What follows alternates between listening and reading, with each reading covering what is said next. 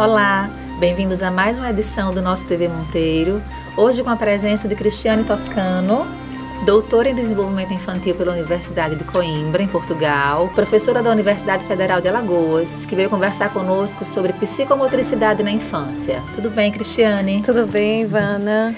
Então, esse é um tema de fundamental importância para quem trabalha com educação. Isso. E para os pais, acredito também, que se preocupam com o desenvolvimento específico do seu filho, não é isso? A motricidade, a psicomotricidade ao longo dos anos, ela ganhou um enfoque diferenciado, né? Diversos autores, com diversos teóricos diferentes, trouxeram esse tema à tona novamente. E a gente queria saber especificamente o que é a motricidade, a psicomotricidade e quando que ela surgiu? Bem, a psicomotricidade é uma ciência, né, que estuda o movimento, especificamente como o sujeito se movimenta e qual a relação desse movimento internamente e externamente. Então, como esse sujeito se movimenta no seu entorno, no seu ambiente. E a psicomotricidade não é tão novinha, ela vem do século XIX especificamente. Os primeiros estudos não foram realizados com pessoas com desenvolvimento regular, ela iniciou com o Dupré, no século XIX, e o estudo inicial, o mais importante, é acerca da relação entre debilidade intelectual, a gente chama hoje de deficiência intelectual, e as debilidades motoras. Então, parecia que toda criança que tinha uma interferência na inteligência também apresentava uma interferência no movimento, nas formas de movimento. E eu acho que você, né, que está em casa assistindo nosso programa, também já fez algum tipo de associação. Quando a gente vê uma criança com algum tipo de diferença no seu desenvolvimento, a gente sempre percebe que há uma interferência também motora, seja no seu equilíbrio, seja na sua coordenação, na forma como ela se relaciona nesse ambiente. Então, foi basicamente assim que surgiram os primeiros estudos. E quais são os principais objetivos da psicomotricidade? Essa pergunta é uma pergunta, digamos que, extremamente difícil de responder, mas eu sempre coloco que, para responder essa pergunta, eu preciso perguntar a você, que está sentado olhando o nosso programa, eu preciso fazer inicialmente essa pergunta a você, pai e mãe. Quando vocês matricularam os filhos de vocês na escola, vocês matricularam verdadeiramente o corpo ou especificamente a parte cognitiva? Porque a demanda da busca, no primeiro momento da educação infantil, Ivana, é especificamente para escrita e leitura, né? A grande angústia dos pais é, inicialmente, quando que meu filho vai andar? Já andou o seu filho? Então, essas perguntas são perguntas cotidianas, quando a gente tem criança pequena em casa. Ou, seu filho já está falando, né? Quando foi o marco da linguagem e do andar? Quando ele vai para a escola, então as perguntas são, quando é que ele vai começar a escrever? Quando é que ele vai começar a ler? Eu estou preocupado porque na escola só brinca. E, na verdade, a ação, ela é exatamente o primeiro momento do desenvolvimento dessa criança. Então, o objetivo da escola, no âmbito da educação psicomotora, é preparar esse corpo, é preparar esse movimento para recepcionar da melhor forma possível, com qualidade, as estruturas mais especializadas, mais complexas, que são as estruturas acadêmicas. Então, se eu tenho um corpo organizado, se eu tenho um corpo estruturado nesse primeiro momento, por isso que se chama educação infantil, você terá mais possibilidade de ter uma educação escolarizada um pouco mais tranquila na sua formalização da escrita e da leitura. Perfeito. Dessa maneira, estamos recebendo, né, de uns anos para cá, uma demanda significativa de crianças com diferenças de desenvolvimento. E os pais perguntam muito, como é que a gente pode fazer para estimular, né? Quais as sugestões que vocês nos dão? Então, como é que se pode fazer para acelerar? E até mesmo o que acontece que se retarda o desenvolvimento psicomotor das crianças? Eu diria para você que a primeira coisa que a gente tem que entender é que a mulher fica grávida e ela precisava ter como se fosse um cursinho rápido sobre desenvolvimento infantil. Quando a gente tem o filho, não vem uma bula, né? Era bom que viesse, como remédio viesse especificamente uma orientação. Como fazer com a sua criança?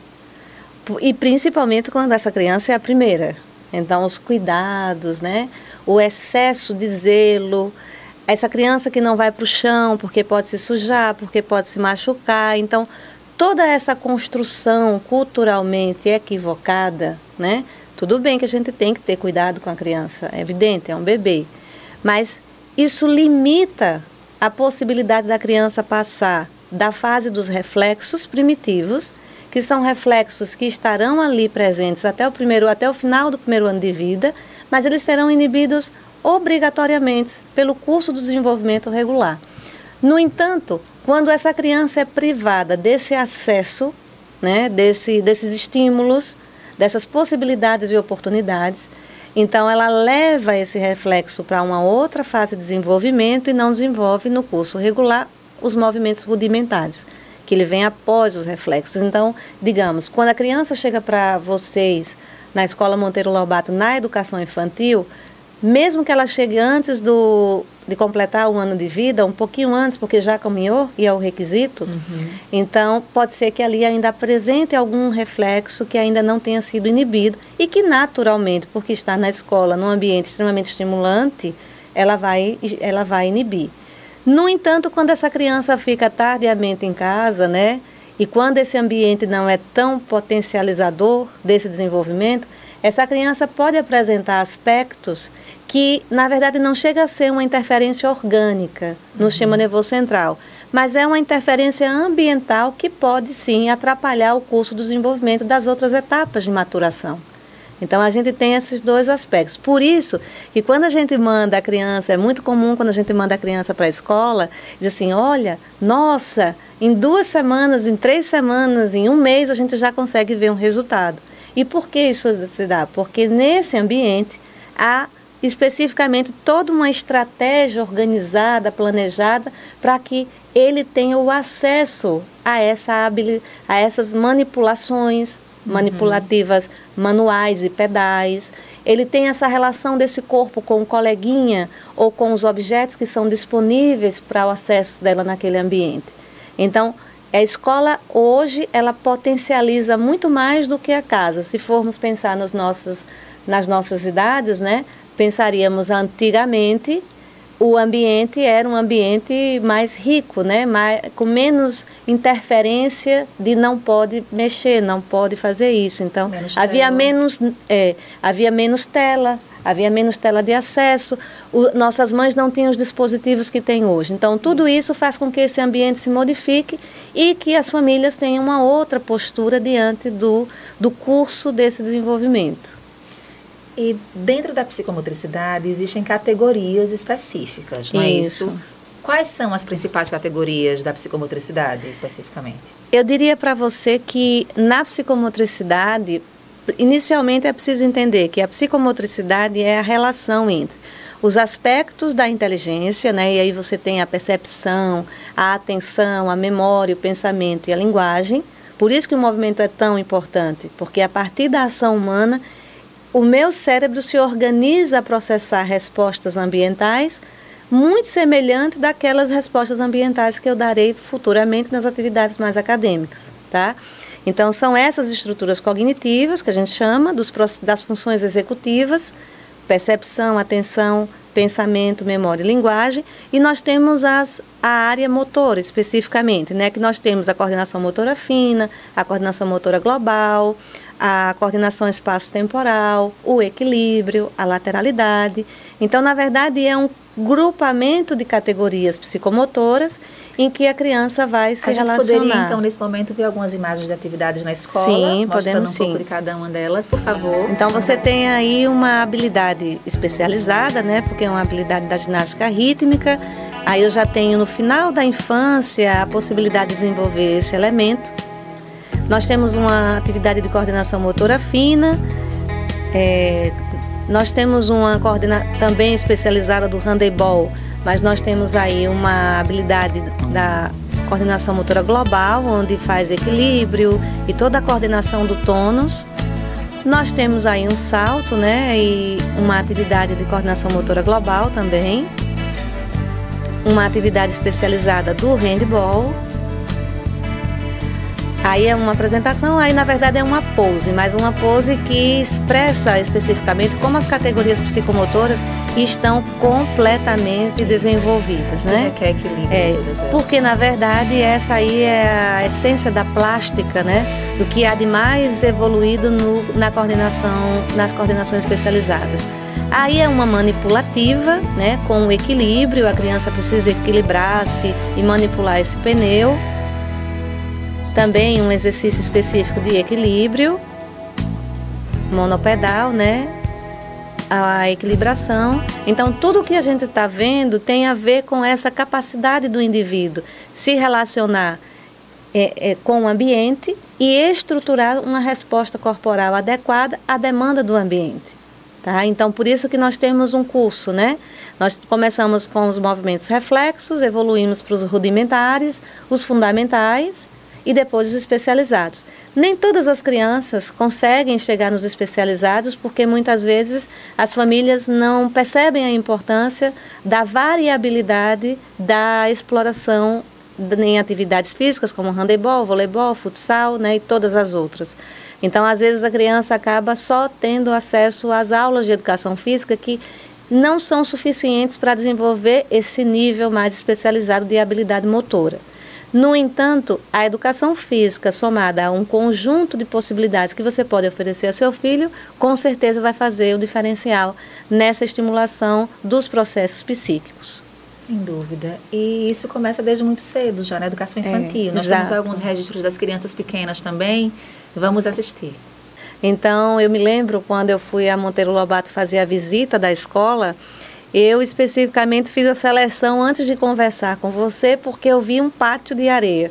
E é tão raro ver a possibilidade da criança experimentar essa areia. Então, e a areia tem uma memória afetiva e uma memória sensorial muito rica nessa primeira infância. Então, tanto do ponto de vista de experimentação, se ela vai pegar mais areia e colocar em um determinado balde, ou se ela vai colocar em outro, se ela vai manipular, se ela vai molhar, se ela vai tornar a areia mais pesada, um pouco mais fofa. Então, tudo isso é uma entrada sinestésica muito importante nessa fase. Por isso que a gente vê a riqueza, mesmo que os pais às vezes não gostem, né? Porque os filhos chegam com areia da ponta do cabelo à ponta do pé, mas essa informação sensorial é de uma riqueza impressionante. Por quê? Porque além de acessar todas as formas perceptivas de informação, ele também tem uma informação sensorial tátil muito importante. Então, professora Cristiane, como síntese, qual o esquema para as aprendizagens cognitivas e motoras que a escola pode possibilitar o desenvolvimento a partir do planejamento? Veja, como você falou, é preciso que de fato tenha um planejamento muito bem elaborado. Eu diria para você que eu costumo desenhar, né, para um planejamento da educação infantil até o primeiro ano, digamos assim, a partir do esquema de Luria, que especificamente é um pesquisador que faz uma relação de 3 unidades da psicomotricidade. Uma primeira unidade que ele fala, que são os pequenininhos que chegam lá na escola, às vezes saindo do colo da mãe, chegando na escola. Então, nesse momento é importante que ele aprenda a regulação do tônus. Ele aprenda que a posição estabelecida socialmente é bípede e ele precisa se equilibrar. Porque às vezes eles nem conseguiram ainda a maturação do equilíbrio, mas estão na escola e a escola exige uma posição bípede. Então, essas informações que eu falo para você que a escola pode estruturar são jogos e brincadeiras, porque os jogos e brincadeiras são os elementos naturais da criança. Então, você não precisa inventar a roda já foi inventada. Então, trabalhando com jogos e brincadeiras, você pode fazer com que a criança pule, salte, passe de um lugar para outro, verifique um desafio, um pneu. O que eu vou fazer? Eu vou passar por cima? Eu vou andar por cima? Eu vou entrar? Né? Eu vou sair? Vou rolar? Eu vou rolar? Então, o que eu vou fazer com esse implemento colocado pelo ambiente? Então, pensar isso faz com que eu diga, opa, eu tenho que ter um tronco com mais força, eu tenho que forçar aqui para me manter de pé. E tudo isso faz com que essas conectividades perceptivas avancem para outras elaborações mais rudimentares futuramente. No segundo momento, que eu diria para você que já não é o maternalzinho, é o maternal 1 e 2, nós temos aí a segunda unidade psicomotora. Nesse momento, as crianças precisam aprender a recepcionar a informação, a analisar e processar. É como se eu falasse para vocês, eu preciso saber o que fazer, como fazer e por que fazer. Então, na hora que eu tenho um pneu agora, antes de tocar no pneu, antes de verificar o que é aquilo, eu já sei que é aquilo. Eu já sei minimamente, eu já armazenei no meu banco de dados, lá na minha memória, algumas informações, algumas experiências de ação. Agora o que eu tenho que fazer? Selecionar aquela que naquele momento eu quero experimentar outra vez. E nessa experimentação eu vou trabalhar a lateralidade, as noções de espaço, as noções espaciais, temporais e as noções de corpo, né? Eu sempre digo que trabalhar noções do corpo não é só cantar musiquinhas e falar cabeça, ombro, joelho e pé. É saber que função essas partes têm na hora que eu interajo com o ambiente e interajo com outras pessoas. Eu vejo muitas crianças, por exemplo, que ela quer forçadamente negar a lei de Newton. 2 corpos não podem ocupar o mesmo espaço. Então, ela vai de encontro ao objeto e esbarra no objeto. Por quê? Porque ela não tem noção ainda de espaço.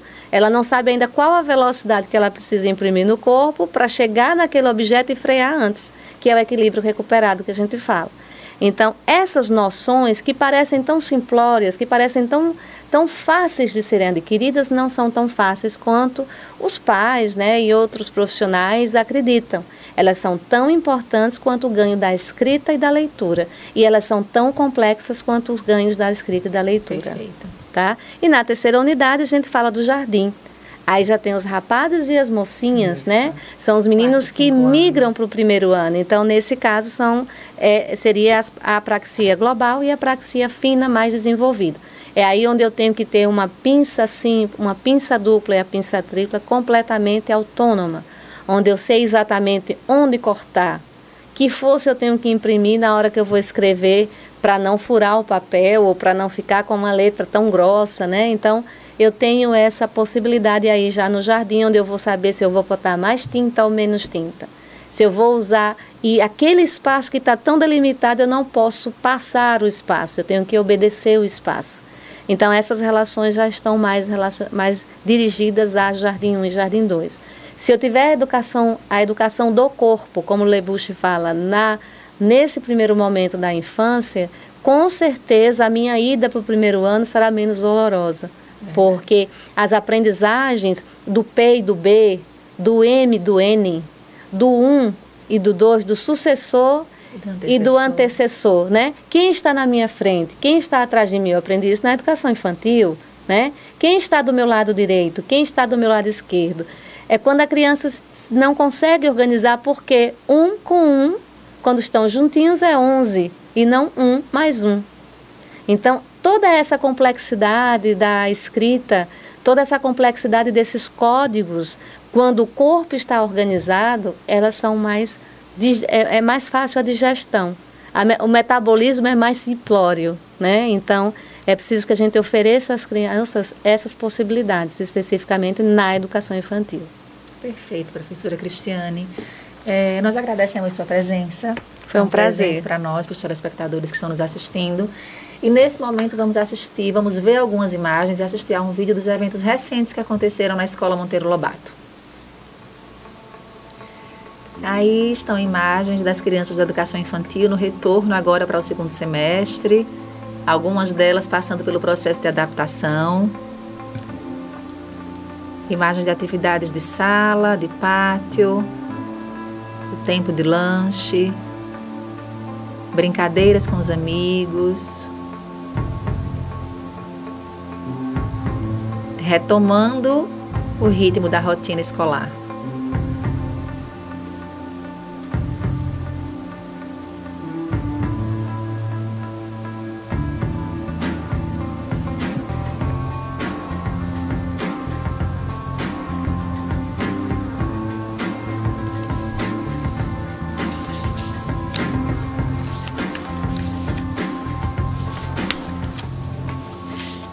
Nesse momento, nós estamos assistindo ao vídeo de uma atividade do bilíngue da escola, em parceria com a System, com o Systemic Bilingual, a aula do professor Bruno Vasco, do Teacher Bruno Vasco, a respeito de bons e maus hábitos.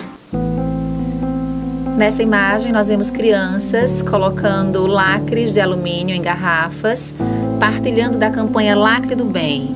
Uma campanha que, apesar de não ser de iniciativa da Escola Monteiro Lobato, as crianças demonstram muito prazer, né, em partilhar dela. Porque, apesar da contribuição ecológica que elas sabem que existe, que estão fazendo, elas estão também promovendo um movimento solidário. Essa campanha surgiu em Belo Horizonte e a escola partilha com uma empresa parceira do Lacre do Bem. E para finalizar, uma fotografia sobre um momento de experiências com alunos do 5º ano, acompanhados pela professora Carla Juliana. Eles estudaram e exploraram os fluidos newtonianos. E antes de encerrarmos o nosso programa, eu gostaria de pedir à professora Cristiane Toscano que deixasse uma mensagem para os pais e telespectadores do programa. Eu acho que a mensagem é especificamente que vocês retomem as memórias de vocês, lembrem-se de como foi importante os jogos e as brincadeiras, e aí na hora de pegar o filho lá na escola, espera um pouquinho, dá um tempinho e deixa de terminar a brincadeira quando ele diz assim, pai, não terminou ainda. Então, porque a ação motora, ela promove um pensamento elaborado, ela faz com que a criança saia da vida real e imagine, construa e reconstrua os monstros, os heróis, as bruxas, os contos de fadas. Isso tudo faz toda a diferença quando a gente vira adulto. E já não pode mais utilizar, como Huizinga fala, o imaginário, o lúdico, o prazer em brincar. A gente já não brinca mais como criança, porque não dá para voltar atrás. E a infância é uma janela que vocês, eu já estou com filhos, um adolescente, ainda tem uma criança, mas o adolescente já está muito distante. E a cada dia que você perde essa oportunidade do brincar, pode ter certeza que esse momento não vai se repetir. Ele é único, ele é singular, ele é importante, ele é determinante no desenvolvimento dos nossos filhos, seja para a estrutura cognitiva, quanto para as estruturas afetivas e sociais, que também são tão importantes quanto as cognitivas. Encerramos então mais uma edição do TV Monteiro, agradecendo mais uma vez a professora Cristiane Toscano. Um prazer. Obrigada pela presença, pela disponibilidade e nos vemos na próxima edição.